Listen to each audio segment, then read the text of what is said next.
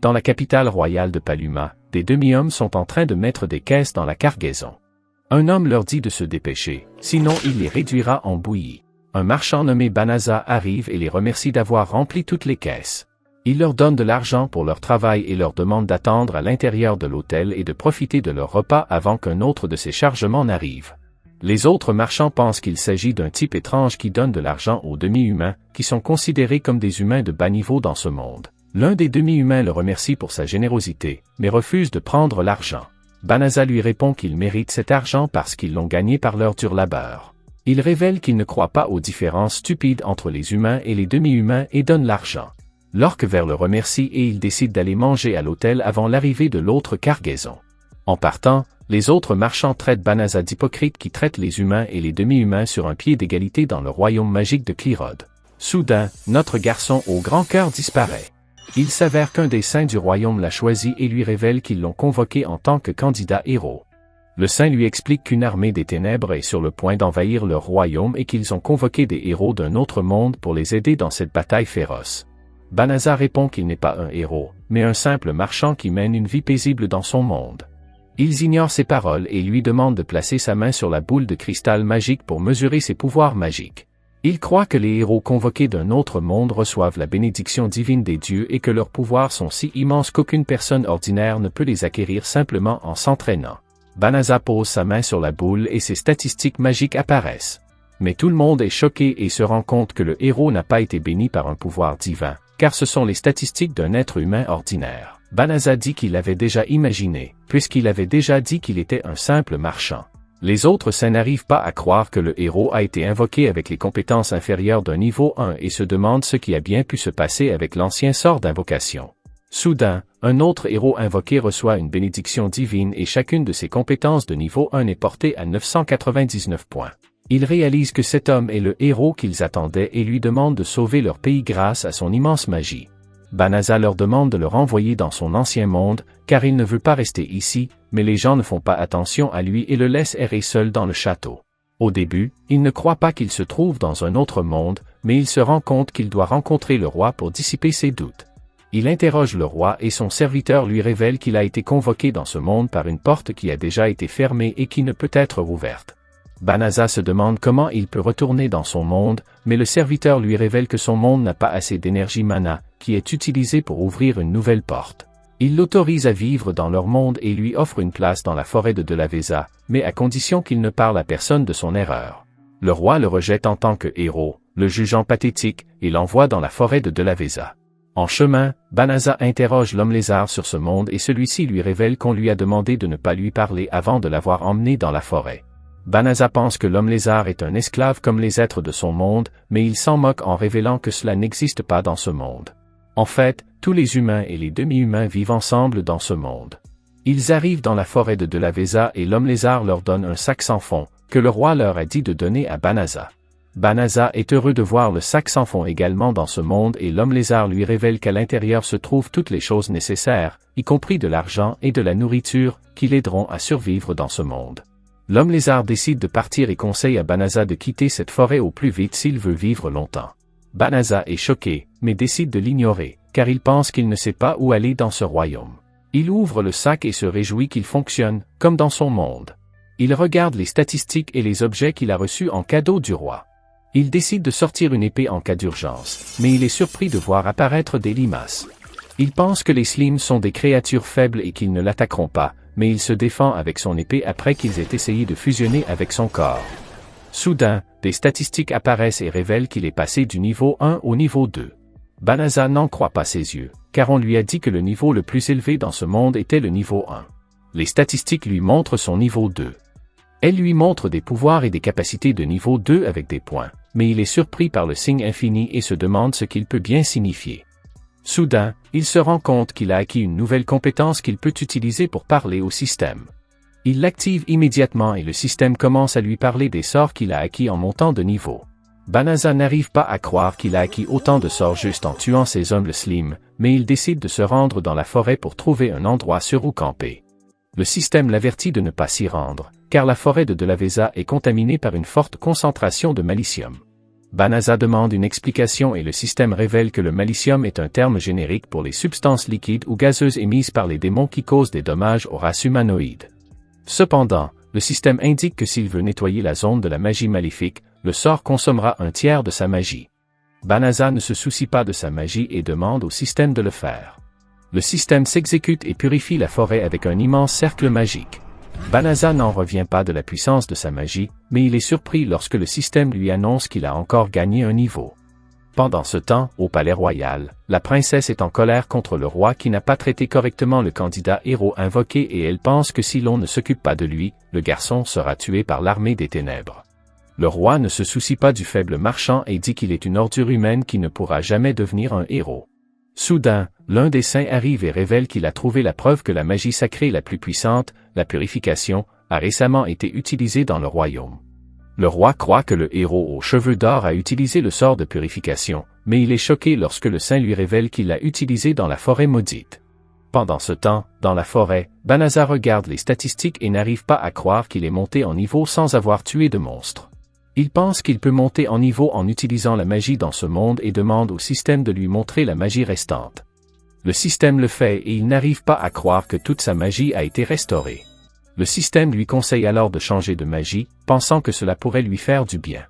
Banasa accepte et le système le transforme en une belle fille. Banasa regarde sa belle forme, mais pense qu'elle lui causera beaucoup d'ennuis. Le système le transforme ensuite en un homme qu'il juge fantastique et pense que personne ne le reconnaîtra ainsi. Le système l'informe également qu'il peut utiliser la magie de téléportation et il lui demande de le faire en le téléportant dans le royaume. Le système s'exécute et Banasa est heureux de posséder cette magie étonnante, mais il est attristé lorsqu'il se rend compte qu'elle ne peut pas le téléporter dans son monde. Il décide alors de se rendre à la guilde des aventuriers pour s'inscrire en tant qu'aventurier et gagner de l'argent en accomplissant les quêtes qui lui sont assignées. Il entre dans la guilde et la fille elfe l'informe des règles d'inscription. Elle lui demande son nom et il cache son identité en révélant qu'il s'appelle Flio. La jeune fille lui remet un badge et lui dit de le garder avec lui, car il sert à déterminer le rang d'un aventurier. Flio se dirige vers le tableau pour trouver une quête de son rang, mais il est surpris de voir une fille qui demande aux autres de l'accompagner dans la forêt. La jeune fille est prête à payer pour cette mission et révèle que sa famille y vit. Mais aucun des aventuriers n'est prêt à accepter la mission, car ils pensent que la forêt est pleine de démons qu'ils ne peuvent pas vaincre. Saisissant l'occasion, Flio accepte son offre et accepte de l'emmener là-bas. La jeune fille n'en croit pas ses oreilles et pense qu'il ment, mais Flio lui répond qu'il peut l'emmener grâce à son sort de téléportation. Les autres aventuriers sont choqués par cette révélation et n'arrivent pas à croire que ce garçon puisse utiliser un sort légendaire, ce qui fait comprendre à Flio que le sort de téléportation n'est pas pour les débutants. Une chevalière royale, Balirosa, arrive avec ses amis et demande à Flio de prouver qu'il peut vraiment utiliser le sort. Elle dit que le sort de téléportation est un sort avancé qui ne peut être utilisé que par des sorciers de haut niveau. Ses amis pensent qu'il est un idiot qui aime impressionner les filles, mais Flio dit qu'il ne ment pas et il leur demande de sortir, parce que ce ne serait pas bien pour lui de faire une démonstration d'un sort de téléportation devant tous les aventuriers. Le groupe sort et Flio les transporte immédiatement dans la forêt grâce à son sort de téléportation. Les filles sont choquées et croient qu'il s'agit d'un sorcier de premier ordre. Balirosa s'excuse auprès de lui de ne pas l'avoir cru et d'avoir été impolie, mais elle est surprise lorsque la jeune fille lui révèle que le malicium de la forêt a disparu. Lorsque Flio commence à révéler que c'est lui qui a purifié la forêt, le système lui demande de ne pas partager cette information avec les démons. Toutes les filles entourent la fille avec leurs armes et Balirosa révèle que la fille est un démon qui utilise un sort pour cacher sa vraie forme. Elle commence à l'attaquer, mais l'enfant se transforme en démon et révèle qu'elle s'appelle Fanri et qu'elle est la sœur cadette de Fangaril, des 4 enfers. Balirosa n'arrive pas à croire qu'elle est en présence d'un puissant démon en forme de loup et se rend compte qu'elle n'est pas à la hauteur du combat. Fanri lance immédiatement son malicium sur elles et toutes les filles tombent avant qu'elles ne puissent la contrer, mais elle est surprise que son malicium n'ait aucun effet sur Flio. Elle se met en colère et tente de dévorer les filles, mais Flio leur sauve la vie en les renvoyant au royaume grâce à la magie de téléportation. Il décide alors de combattre seul le démon loup et déclare qu'il utilisera tous ses sorts pour la vaincre. Fanri tente de l'arrêter, mais c'est inutile car Flio utilise un sort appelé saut météorique pour s'élancer dans le ciel. Flio est surpris de son habileté et utilise une autre compétence pour se défendre. Fanri prouve qu'elle est également habile en évitant l'attaque de Flio, mais le garçon utilise un sort de gravitation pour l'empêcher de bouger. Fanri est sonné et Flio cherche désespérément dans tous ses sorts celui qui la retiendra. Son système lui conseille d'utiliser une magie qui hypnotise ses ennemis, lui permettant de contrôler leurs pensées et leurs actions. Flio refuse d'utiliser une telle magie, mais le temps presse car Fenris est sur le point de se libérer. Il essaie toujours d'utiliser des sorts, mais le système les lui refuse. La libération du démon n'étant plus qu'une question de temps, le système recommande à nouveau l'utilisation de la magie d'assujettissement de l'esprit, mais Flio continue de refuser. Il vient d'arriver dans ce nouveau monde et ne veut pas ramener ce genre de corruption de son ancien monde. Fenris admet alors qu'il n'a pas assez de magie pour se libérer et demande à Flio de mettre fin à ses jours. Il refuse de le faire, expliquant qu'il n'aime même pas gagner de cette façon. Fenris est choqué qu'il la libère et lui fait remarquer qu'elle est une guerrière démoniaque qui se bat contre les humains. Flio explique qu'il se moque de savoir si quelqu'un est humain ou démon, mais qu'il n'aime pas gagner contre quelqu'un qui s'est déjà rendu. Fenris est choqué par sa gentillesse et reprend sa forme humaine. Flio lui propose de la laisser partir, mais il veut qu'elle promette de ne pas faire de mal à d'autres humains. Il cherche des vêtements dans son sac sans fond, mais sa magie s'est dissipée et elle s'endort. Cette nuit-là, Flio regarde toutes les différentes sortes de magie qu'il possède, et il pense à l'incrédulité des gens lorsqu'ils apprennent qu'il peut se téléporter. Flio se demande pourquoi il possède une magie aussi puissante. Fenris se réveille et se demande comment elle a pu perdre alors qu'elle est résistante à la magie. Elle se rend compte que Flio l'a soignée pendant son sommeil et elle fait remarquer que d'autres personnes l'auraient éliminée dans son sommeil. Flio ne l'a pas fait et elle se jure de ne plus jamais combattre les humains. De plus, Flio a démontré un pouvoir tellement immense qu'elle a décidé de le reconnaître comme son maître et elle se promet de consacrer sa vie à le rembourser, mais elle n'est pas obligée de le faire. La jeune fille lui propose même d'être son esclave. Flio refuse de posséder des esclaves, mais elle est convaincue qu'elle peut le servir et faire n'importe quoi pour lui. Flio cède et lui permet de le suivre dans son voyage. Plus tard, Flio lui raconte comment il a été appelé dans ce monde et qu'il n'a pas réussi à devenir un candidat héros parce qu'il était trop faible. Il lui montre son apparence réelle et lui explique qu'il ne sait pas quoi faire ensuite, qu'elle va regretter de l'avoir suivi, mais la jeune fille lui explique que sa race ne vit que pour celui qu'elle reconnaît comme son maître. Peu importe qui il est et d'où il vient, Fenris se promet de toujours lui être fidèle. Flio accepte à nouveau de l'avoir à ses côtés et la jeune fille n'en est que plus heureuse. Pendant ce temps, au château, le roi est déçu d'apprendre que le héros a laissé éliminer les troupes dont il avait la charge. L'idiot blâme les soldats pour la panique et explique qu'il a fait tout ce qu'il pouvait pour les sauver et s'en va, mais un autre soldat dit au roi que le héros est resté assis pendant tout ce temps. Il s'est ensuite enfui pendant que tous les autres se battaient. Le héros est furieux de constater qu'aucune de ses compétences ne s'est améliorée, même après un mois d'entraînement. Il ne peut se battre que contre des monstres faibles, et est impuissant face à n'importe quelle bête. C'est alors que la servante du héros, Tuya, arrive. Ce type est une véritable ordure et il lui dit de venir avec lui pour qu'il puisse faire des choses cochonnes avec elle. Le lendemain, Flio décide d'aller à la guilde des aventuriers pour gagner de l'argent, mais il n'arrive toujours pas à s'habituer au fait que Fenris l'appelle maître. Un marchand les prend pour un couple marié, Flio pense donc qu'il sera plus facile de voyager ensemble discrètement s'ils agissent comme un couple. Fenris accepte volontiers d'être sa femme, car c'est le rêve de toute femme d'avoir un mari fort. Flio tente de lui rappeler qu'ils ne feront que semblant, mais il est trop tard car elle l'appelle déjà « chérie ». À la guilde des aventuriers, Fenris se procure des accessoires assortis à ceux de Flio. Elle rappelle que son espèce célèbre un rituel de mariage au cours duquel un couple avale les os des proies qu'ils ont chassés ensemble.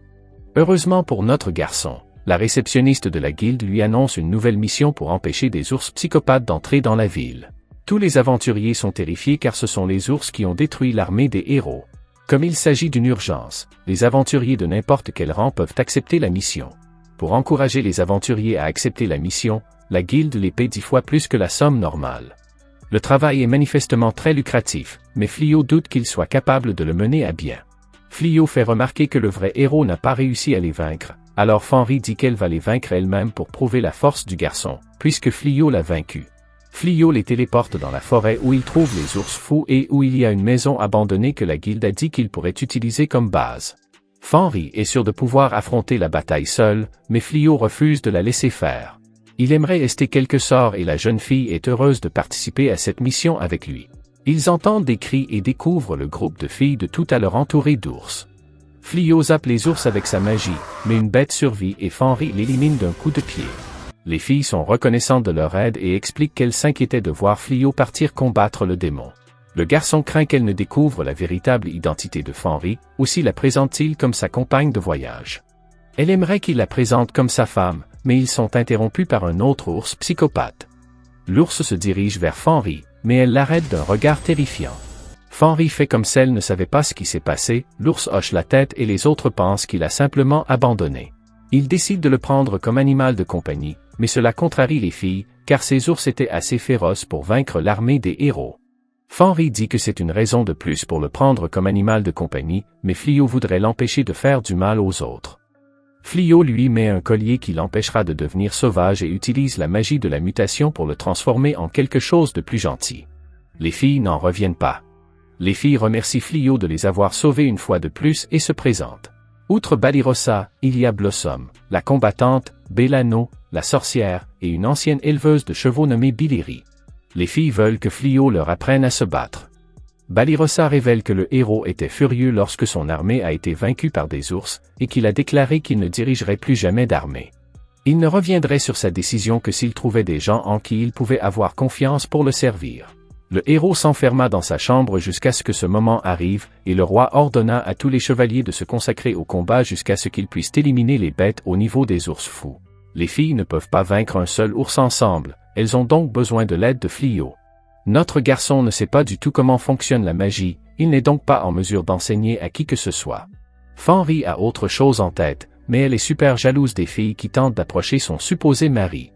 Fléau décide donc de leur dire que Fenris est sa femme et qu'il ne cherche qu'à vivre une vie calme et paisible avec elle. Fenris, cependant, fait remarquer qu'en tant qu'épouse, elle sait mieux que quiconque qu'il est un homme bon et qu'il ne peut pas abandonner quelqu'un dans le besoin. Fléau sait qu'il ne peut pas enseigner ce qu'il ne sait pas, mais il accepte quand même de les entraîner. Les filles sont ravies, mais elles ont une autre demande, elles ont besoin d'un endroit où loger et seraient prêtes à payer le loyer. Fenris pense que c'est une excellente idée, car il y a beaucoup de chambres et elle et Fléau peuvent partager un lit puisqu'ils sont mariés. Ailleurs, on a rapporté au Seigneur des Ténèbres que celui qui a éliminé les démons et purifié la forêt ne faisait pas partie du royaume, mais qu'il s'agissait d'un voyageur solitaire. Le Seigneur des Ténèbres est surpris d'apprendre qu'une personne possède une magie suffisamment puissante pour éliminer les démons instantanément. Il ordonne à son subordonné de trouver et de capturer cet individu à tout prix. Le lendemain, Fléau se réveille dans une maison, reçue en cadeau d'une guilde d'aventuriers, et il est choqué de voir Fenris dans une robe sexy devant lui. Il se demande ce qu'elle fait ici et Fenris l'informe de la nuit dernière et du fait qu'ils ont partagé le même lit dans la même chambre. Elle voulait l'aimer et officialiser leur mariage, mais Fléau refuse son offre parce qu'il ne veut pas que leur relation passe à l'étape suivante. Fenris lui demande de lui donner au moins la permission de l'aider à changer, car elle veut lui être utile. Fléau accepte sa demande et lui donne la permission, mais lorsqu'elle essaie de le faire, Balirosa entre dans leur chambre pour rappeler à Fléau leur entraînement, mais elle voit qu'ils sont en train de faire les vilains. Elle est choquée et quitte rapidement la chambre en s'excusant d'avoir interrompu leur idylle. Fléau se fâche et dit à Fenris de ne plus jamais recommencer. L'entraînement commence et le groupe d'aventuriers entre en collision avec un sanglier géant. Ils tentent de l'abattre à l'aide de magie et d'épée, mais aucun d'entre eux n'a d'effet sur le sanglier géant, et même Bellano perd conscience après avoir utilisé la majeure partie de sa magie. Fléau observe la situation et pense qu'il reste encore beaucoup de chemin à parcourir. Après l'entraînement, ils se dirigent vers leur nouvelle maison et les filles sont heureuses de leur nouveau lit et le remercient de leur avoir permis de rester. Cependant, elles sont interrompues par Fenris, qui les informe que le repas est prêt. Le groupe se dirige vers la table à manger, mais est choqué de voir de la viande crue. Fenris leur explique les bienfaits de la viande crue et comment elle rend un corps faible plus fort. Fléau est surpris qu'elle ait cuisiné pour eux, mais il lui dit que les humains ne mangent pas de viande crue. Fléau et Balirosa se dirigent alors vers la cuisine et préparent un repas pour tout le monde. Les filles remercient Fléau d'avoir préparé quelque chose qu'elles peuvent manger, mais Fléau leur dit qu'il a été aidé par Balirosa. Balirosa rougit à cette révélation et dit que bien qu'elle soit issue d'une famille noble, elle est plus douée pour la cuisine que pour l'épée. Fenris regarde la nourriture et n'arrive pas à croire que ces feuilles sont vraiment savoureuses et saines pour la croissance du corps. Fléau lui demande de goûter et quand elle le fait, elle n'arrive pas à croire à quel point c'est savoureux et appétissant. Elle goûte également la viande et la trouve croustillante à l'extérieur et juteuse à l'intérieur, mais elle se demande comment la viande grillée peut être aussi savoureuse. Fléau remercie Balirosa d'avoir préparé un plat aussi délicieux et Fenris lui dit que la prochaine fois, elle préparera un repas maison en guise de remerciement. Balirosa dit qu'elle s'en réjouira et le groupe se rend à la guilde des aventuriers. Les aventuriers sont choqués et n'arrivent pas à croire que Fléau ait tué autant de sangliers tout seul. Fenris lui demande la permission d'aller quelque part car elle a du travail personnel à faire. Flio lui donne la permission et lui demande si elle a besoin de son aide, mais Fenris dit qu'elle va bien et qu'elle veut partir seule. Le chef de la guilde des aventuriers, Léolith, arrive et invite Flio dans sa chambre. Il l'informe que sa renommée s'est étendue non seulement à la guilde mais aussi à toute la ville, ce qui fait croire à Flio qu'il a fait un usage excessif de sa puissante magie. Cependant, le garçon est surpris lorsque Léolith lui révèle qu'il a reçu une demande du roi, qui souhaite engager Flio comme chevalier honoraire et travailler sous les ordres du héros. Il explique que le héros rassemble des individus puissants qui l'aideront à vaincre le ténébreux. Léolith dit qu'en tant que propriétaire de la guilde, il veut qu'il reste dans sa guilde, mais qu'en tant qu'être humain, il veut qu'il sauve le monde en l'aidant grâce à ses pouvoirs. Flio réfléchit un instant et se rend compte qu'il vient d'un autre monde et qu'il n'a aucune raison de combattre les démons. Il décline donc l'offre et quitte la guilde. Dans la rue, il aperçoit Fenris et n'en revient pas de la voir si mal en point. Il pense que c'est l'œuvre d'une bête magique, mais Fenris lui sourit et lui dit qu'elle ne savait pas que la cuisine était si difficile. Il s'avère qu'elle suivait un cours de cuisine pour impressionner son mari, mais le premier jour ne s'est pas bien passé car elle a tout brûlé au lieu de cuisiner. Pendant ce temps, la servante sexy du héros pathétique l'informe sur Flio et Fenris et sur le fait qu'il chasse un nombre incroyable de bêtes magiques. L'idiot de héros est impressionné par cette révélation et il demande à la servante de les lui amener à tout prix. Ils envoient un messager royal à Flio pour lui demander de rejoindre leur armée, mais Flio les rejette en disant qu'il n'a pas l'intention de tuer des démons. Ils se rendent alors auprès du groupe d'aventuriers et commencent leur entraînement quotidien. Fenris dit à Beldo de tirer sur des oiseaux à 3 yeux au lieu d'un arbre en bois, pensant que cela améliorera son habileté avec les flèches. Mais la jeune fille hésite à le faire, car elle ne veut pas tuer un bel oiseau. Flio offre à Bellano un anneau magique et lui parle de ses pouvoirs et de la façon dont il peut augmenter les pouvoirs magiques de celui qui le porte. Bellano est surprise par ce cadeau soudain et tente de mettre l'anneau à son doigt, mais Fenris arrive et menace de la tuer si elle le fait. Cependant, son attention est attirée par Balirosa, qui est attaqué par un insecte géant et demande de l'aide à Flio. Fenris anéantit rapidement l'insecte, mais elle se met en colère contre Balirosa et lui demande de renoncer à son acte désespéré. Fenris pense que Balirosa fait exprès d'être faible pour attirer l'attention de Flio, mais Balirosa est horrifiée et lui dit qu'elle a tort. Le groupe se dirige alors vers la maison et Fenris leur prépare un repas. Flio et les autres filles n'en croient pas leurs yeux, mais Fenris leur explique qu'elle a pris des cours de cuisine pour pouvoir préparer des plats délicieux pour son cher mari. Flio mange du poulet au curry et Fenris se réjouit qu'il l'apprécie. Ils partagent un moment de douceur, mais ils sont loin de se douter que l'un des chefs de l'armée des ténèbres, Ulimina, les espionnait. Ulimina n'arrive pas à croire que le puissant Fenris soit avec une humaine, mais elle est surprise lorsque Fenris l'attrape par derrière. Fenris l'emmène chez Flio, qui lui offre du gâteau et du thé chaud. Ulimina observe son comportement et ne peut croire qu'une puissante force de l'armée des ténèbres soit contrôlée par un homme aussi laid. Fenris lui apprend qu'elle est mariée à Flio et qu'il est aussi son maître. Ulimina n'en croit pas ses oreilles et tente de mesurer les pouvoirs de Flio avec sa magie d'analyse, mais elle est surprise de constater qu'elle ne peut pas lire les statistiques de Flio. Elle affirme que cela n'est jamais arrivé auparavant et que même le Seigneur des Ténèbres ne peut pas cacher ses statistiques. Elle décide alors d'aller au fond des choses et interroge Flio sur la forêt de Delaveza et lui demande s'il a rencontré des bêtes magiques. Flio lui répond qu'il a utilisé un sort de purification dans la forêt pour que les bêtes magiques ne s'approchent pas de lui. Cette révélation lui fait comprendre que c'est Flio qui a utilisé le sort de purification. Elle raconte à Fenris qu'à cause de ce sort, le frère de Fenris et son groupe ont été éliminés de la forêt. Flio est choqué par cette révélation et ne peut croire que c'est lui qui a tué le frère de Fenris.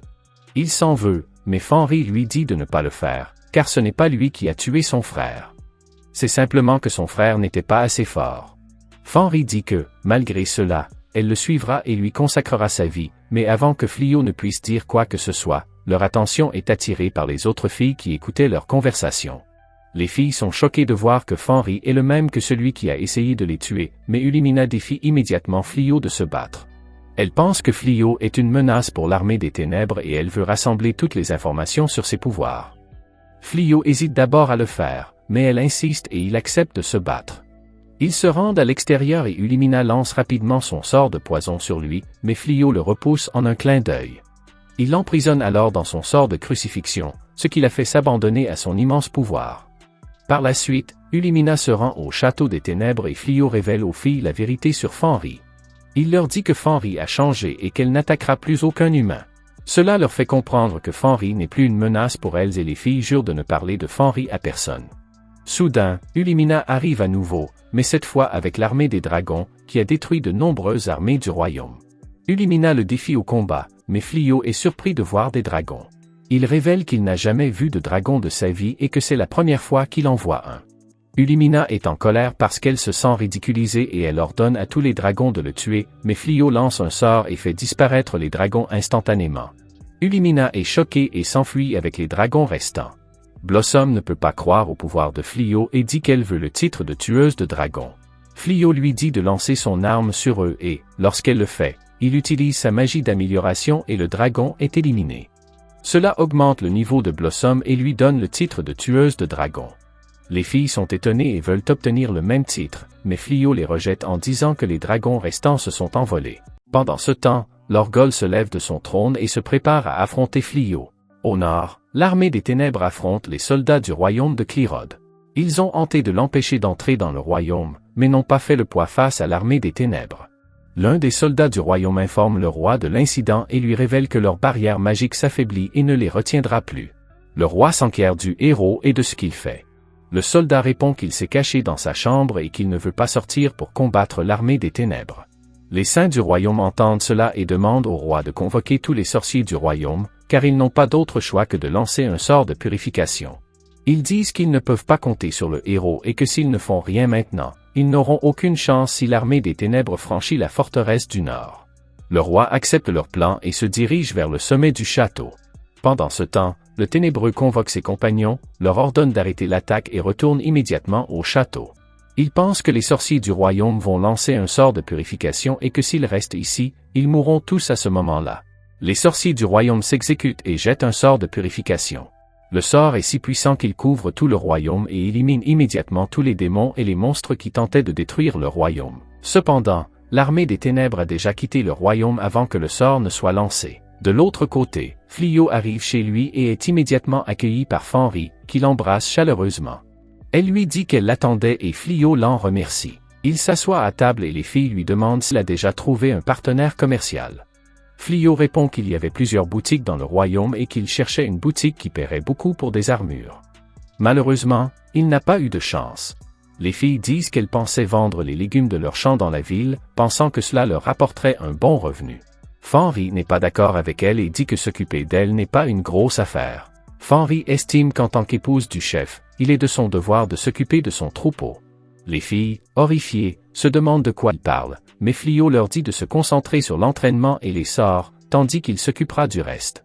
Pendant ce temps, au château royal, l'un des saints du royaume informe la princesse qu'à cause du sort de purification, tous les sorciers et le roi, qui était aussi le sorcier du royaume, ont perdu connaissance et qu'il faudra 3 mois pour que le sort se dissipe. Il dit que la princesse n'a pas d'autre choix que de reprendre les fonctions du roi. La princesse accepte et déclare que son premier décret est d'évincer le héros de sa position de héros du royaume. Elle dit que le héros n'est pas venu à la rescousse alors que le pays était en danger et qu'il s'est même enfermé dans la forteresse.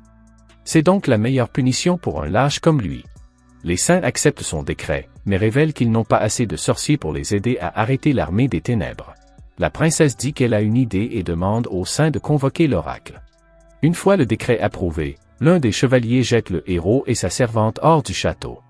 Il lui donne quelques pièces d'or et lui dit de ne plus jamais revenir au château, sous peine d'être condamné à mort. Le soir, Flio remercie Fenris de s'être occupé de sa maison et d'avoir aidé les filles aventurières, révélant que cela a beaucoup compté pour lui. Fenris lui répond qu'il fera tout pour lui, même au prix de sa vie. Les filles entendent leur conversation et leur proposent un rendez-vous. Fenris est émerveillé par l'idée et veut le faire tout de suite, mais Flio hésite. Cependant, lorsqu'une fille déclare qu'ils sont mariés, il accepte immédiatement et ils se rendent en ville. Ils passent un bon moment ensemble et Fenris est heureuse de profiter de la compagnie de son chéri. Flio la remercie de l'avoir toujours aidé et il veut lui donner quelque chose en retour.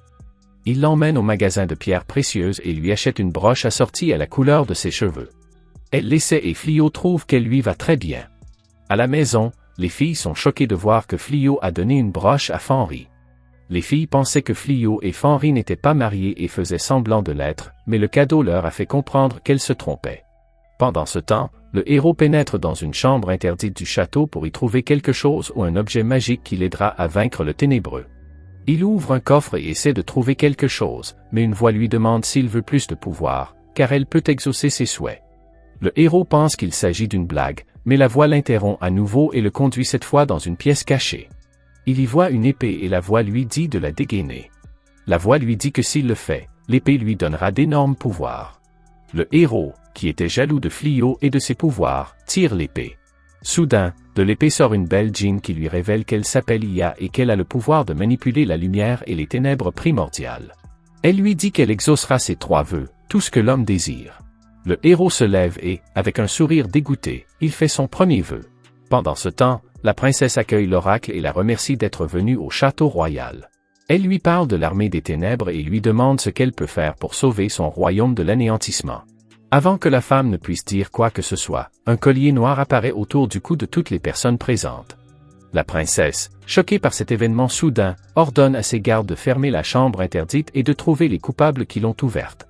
L'oracle révèle alors qu'il s'agit du collier du sacrifice, qu'un certain djinn utilise pour décapiter les victimes offertes en échange de vœux. La princesse raconte qu'il y a très longtemps, le roi du royaume de Clyrode a souhaité la mort du ténébreux, et qu'en échange de ce vœu, il a dû payer la moitié des vies de ce continent. Après cela, le djinn maléfique a été enfermé et il a fallu toute la magie du royaume pour le sceller. La femme pense que quelqu'un a dû libérer le djinn et a souhaité quelque chose. Elle demande de l'aide à l'oracle, qui lui dit que la seule personne qui peut l'aider est le véritable héros, qui a déjà été convoqué dans ce monde. Elle lui dit que le véritable héros se trouve à l'ouest de ce royaume et que les saints pensent qu'il s'agit de Fléau, mais qu'il a refusé leur offre de travailler sous les ordres de sa majesté. Les saints ordonnent aux soldats de chercher Fléau dans chaque ville et village, mais la princesse les arrête et leur dit de ne pas gaspiller leurs soldats parce qu'elle trouvera Fléau elle-même. Pendant ce temps, Fléau vend un des boucliers qu'il a fabriqué à partir d'une peau de dragon. Le propriétaire du magasin est stupéfait par la qualité du bouclier et l'achète immédiatement. Il dit que s'il a d'autres objets, il les achètera volontiers. Cependant, Fléau dit qu'il a les peaux des bêtes magiques et qu'il cherche une personne fiable pour les acheter. De plus, il dit qu'il cherche des partenaires commerciaux pour distribuer les marchandises qu'il obtient. Le propriétaire du magasin achète tous ces articles et révèle qu'il connaît quelqu'un qui les lui présentera bientôt. Balirosa n'en revient pas de l'extraordinaire Fléau et Fenris lui dit que dans son monde, il était marchand. Balirosa tente de draguer Fléau, mais Fenris lui jette un regard de bête et elle ne peut que reculer. Fenris lui dit alors que si elle cherche quelqu'un de fort, Gozal est la meilleure personne pour elle, car il aime Balirosa. Balirosa est choqué par cette révélation, mais Fléau arrive et la remercie de lui avoir présenté un marchand loyal. Balirosa le remercie également de l'avoir hébergé dans sa maison. Fléau dit que ce n'était rien et il rentre chez eux. En chemin, la djinn apparaît derrière eux et, avant que Fléau ne puisse faire quoi que ce soit, elle l'attaque à une vitesse fulgurante. Fléau active rapidement un sort défensif, mais Fenris le repousse et elle est touchée. Il est alors révélé que le premier souhait du héros était de tuer Fléau pour l'avoir humilié. La djinn tente de l'attaquer à nouveau, mais ses sorts n'ont aucun effet sur lui, et il active finalement son sort défensif autour de lui et des filles. La djinn pense que Fléau est fort et que ses sorts de bas niveau n'auront aucun effet sur lui. Elle conjure donc un sort de lumière primordiale et le lance vers lui. Cependant, même ce sort n'a aucun effet sur lui et le système le domine rapidement. Fléau lance alors un sort de guérison sur Fenris pour soigner ses blessures, mais cela n'a aucun effet car le système lui dit que les blessures sont trop graves. D'un air furieux, il déclare qu'il tuera le djinn de ses propres mains. Si vous voulez une suite à cet anime, abonnez-vous, laissez un like et un commentaire pour aider la chaîne à grandir. Merci d'avoir regardé cette vidéo.